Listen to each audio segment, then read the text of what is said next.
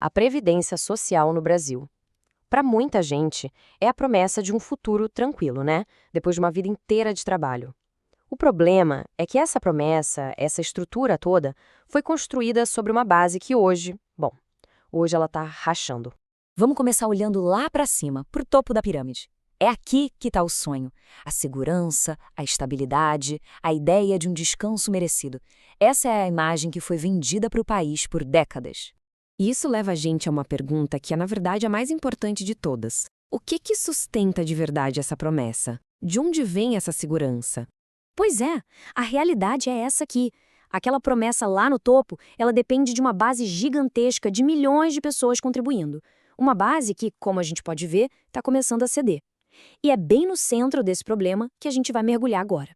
Mas para a gente entender o tamanho do problema hoje, a gente precisa voltar no tempo. Qual era a ideia original? A intenção nobre por trás de tudo isso? Essa frase aqui, ela captura a essência da coisa toda.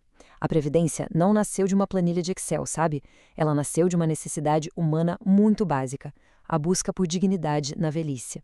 E essa busca por dignidade se apoiava em 3 grandes pilares. O primeiro, óbvio, a dignidade.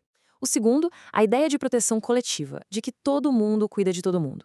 E o terceiro, talvez o mais importante, a solidariedade entre gerações. Ou seja, os mais novos sustentam os mais velhos na confiança de que no futuro outros jovens farão o mesmo por eles. A ideia era linda, né? Mas e a execução aqui no Brasil? É aqui que a história mostra pra gente que essa pirâmide, na verdade, desde o comecinho foi construída sobre areia.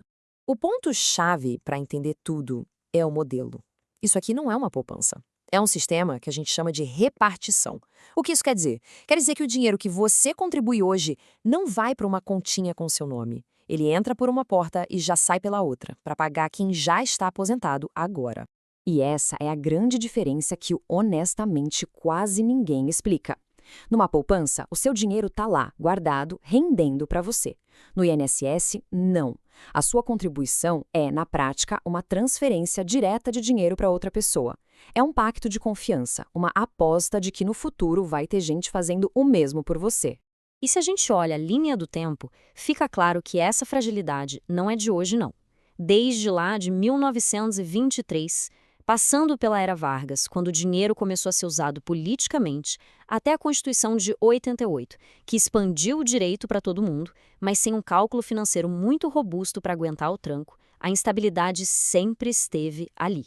Então, a conclusão é um pouco dura, mas é direta. O nosso sistema de previdência já nasceu com uma falha de projeto. Ele nunca foi pensado para ser financeiramente autossustentável e sempre esteve vulnerável ao jogo político. E essa vulnerabilidade toda, claro, abre a porta para coisas como a Operação Sem Desconto, um dos maiores escândalos da história recente do INSS. Isso não é um ponto fora da curva, entende? É um sintoma de uma doença que vem de muito tempo. E o valor desviado é assustador, 6,3 bilhões de reais. É um dinheiro que deveria estar pagando aposentadorias, benefícios, mas que simplesmente sumiu por buracos de uma estrutura que sempre foi perfurada.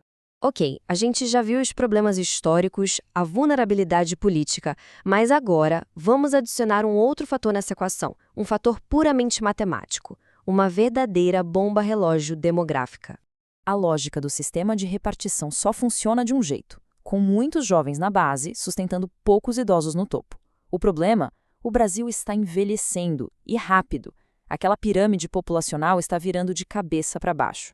E essa projeção aqui mostra o tamanho do estrago. Hoje, a gente tem mais ou menos 3 trabalhadores para cada aposentado. Já em 2051, a projeção é que a gente tenha mais gente recebendo do que contribuindo. Menos de uma pessoa na ativa para cada aposentado.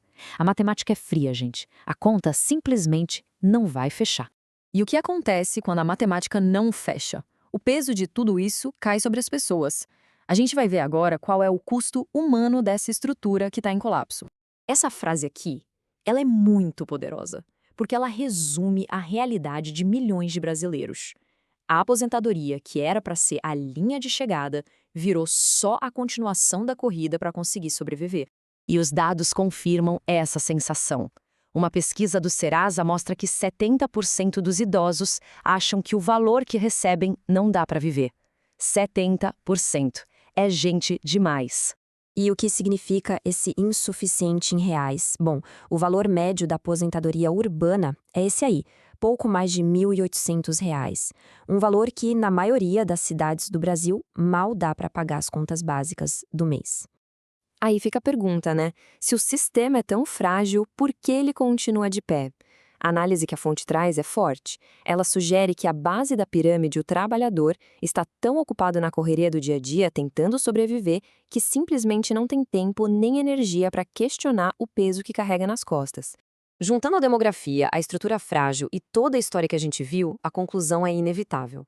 A pirâmide, do jeito que a gente conhece, vai cair. Não é uma questão de se, é uma questão de quando. A matemática, ela não perdoa. E isso tudo deixa a gente com a pergunta final.